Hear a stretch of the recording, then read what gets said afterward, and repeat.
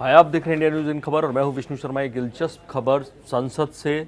लोकसभा में आज सोनिया गांधी बोली और कम बोलती हैं, बहुत कभी कभी आती हैं। ऐसे में उन्होंने जो मुद्दा उठाया वो बहुत दिलचस्प है। उसके अलावा उन्होंने हिंदी में बोला, ये खासा दिलचस्प है। उससे भी ज़्यादा दिलचस्प है कि उन्होंने कैसे राजीव गांधी के नाना जी यानी नेहरू जी को भी उसी छोटी सी स्पीच में याद किया। और ये मुद्दा क्या था?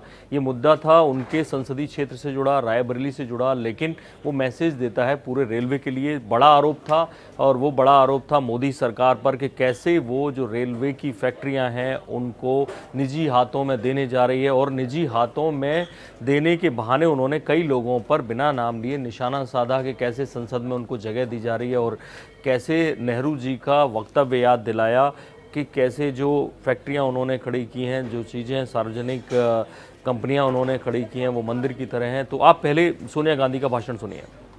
कि कंपनी कारण दरअसल निजी कारण की शुरुआत है। यह देश की अमूल्य संपत्ति कौड़ियों के दाम चंद निजी हाथों के हवाले करने की पहला प्रक्रिया है। इससे हजारों लोग बेरोजगार हो जाते हैं। असली चिंता तो इस बात की है कि सरकार ने इस प्रयोग के लिए रायबरेली की मॉडर्न कोच फैक्ट्री को चुना है, जो कि कई कामयाब परियोजनाओं में से एक है, जिन्हें डॉक्टर मनमोहन सिंह जी के नेतृत्व में यूपीए सरकार ने देश के घरेलू उत्पादन को बढ़ावा देने यानी मेक इन इंडिया के लिए शुरू किया था।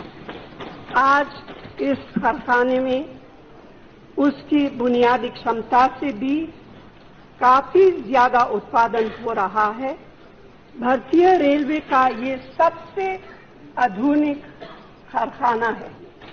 दुख की बात यह है कि अब उन सभी का और उनके परिवारों का भविष्य भारी संकट में है और किसी को भी यह समझना मुश्किल है कि क्यों यह सरकार ऐसी औद्योगिक इकाई का कंपनीकरण करना चाहती है। अध्यक्ष महोदय, संसद में अलग से रेल बजट पेश करने की इतनी पुरानी परंपरा तो पता नहीं इस सरकार ने क्यों अचानक खत्म कर डाली। कारखानों की मजदूर यूनियन तक को विश्वास में नहीं लिया, न तो श्रमिकों को विश्वास में लिया जिनके पसीने से ये उद्योग करे हुए हैं। मैं सरकार को याद दिलाना चाहती हूँ कि सार्वजनिक क्षेत्र के उद्योगों का बुनियादी पर्व लोक कल्याण है, निजी पूंजीपतियों का लाभ पहुंचाना नहीं। अध्यक्ष महोदय, पंडित जवाहरलाल नेहरू ने हमारे सार्वजनिक क्षेत्र के उद्योगों को आधुनिक भारत का मंदिर कहा था। आज ये देखकर दुख अफसोस होता है कि इस तरह के ज्यादातर मंदिर खतरे में है। मुनाफे के बावजूद उनके कर्मचारियों को समय पर वेतन नहीं दिया जा रहा है और कुछ खास पूंजीपतियों को फायदा पहुंचाने के लिए उन्हें संकट में डाल दिया गया है।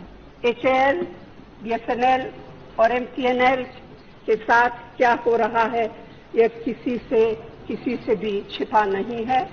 तो सोनिया गांधी ने भले ही पढ़कर हिंदी में अपनी बात रखी, लेकिन सख्त तरीके से रखी और साफ कहा कि कैसे रायबरेली की जो मॉडर्न कोच फैक्ट्री है उसका प्राइवेटाइजेशन किया जा रहा है, कॉर्पोरेटाइजेशन किया जा रहा है और उसको लेकर जो उनके जो कर्मचारी हैं, 2000 के करीब कर्मचारी हैं, उनसे पूछा नहीं जा रहा है कैसे वो कंपनी लगातार फ़ायदा दे रही है, उसके बावजूद उसे निजी हाथों में सौंपा जा रहा है। और साथ ही साथ उन्होंने निशाना साधा BSNL की जो हालत हो रही है, VSNL की जो हालत हो रही है उसको लेकर।